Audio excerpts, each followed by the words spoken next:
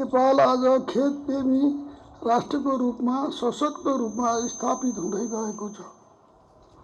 क्रिकेटले देशलाई एकतामा बाँध्ने महत्त्वपूर्ण भूमिका निर्वाह गरेको छ भने यसको व्यावसायिक विकाससँगै खेल क्षेत्र मार्फत नेपाली युवाहरूको उज्जवल भविष्य निर्माण हुने आधार समेत सुदृढ बन्दै गएको छ।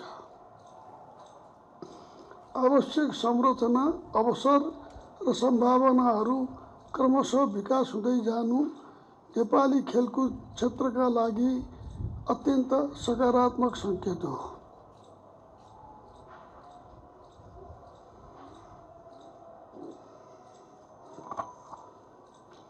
यस अवसरमा नेपालमा विश्वकप ट्रफी ल्याई नेपाली क्रिकेट तथा नेपाली जनताको उत्साह र आत्मविश्वास अभिवृद्धि गरिदिनु भएकोमा अन्तर्राष्ट्रिय क्रिकेट परिषद आइसिसी प्रति हार्दिक धन्यवाद व्यक्त गर्न चाहन्छु।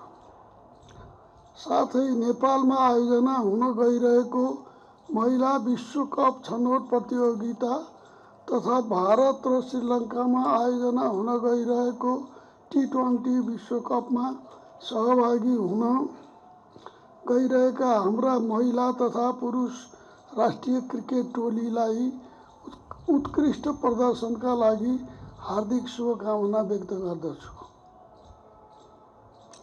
नेपालको क्रिकेटले अझ उचाइ हासिल गरोस्, नेपाली खेलाडीहरूले विश्व मञ्चमा देशको गौरव अझ उच्च बढाउँदै लैजान सफल होउन् भन्ने शुभकामना व्यक्त गर्दछु।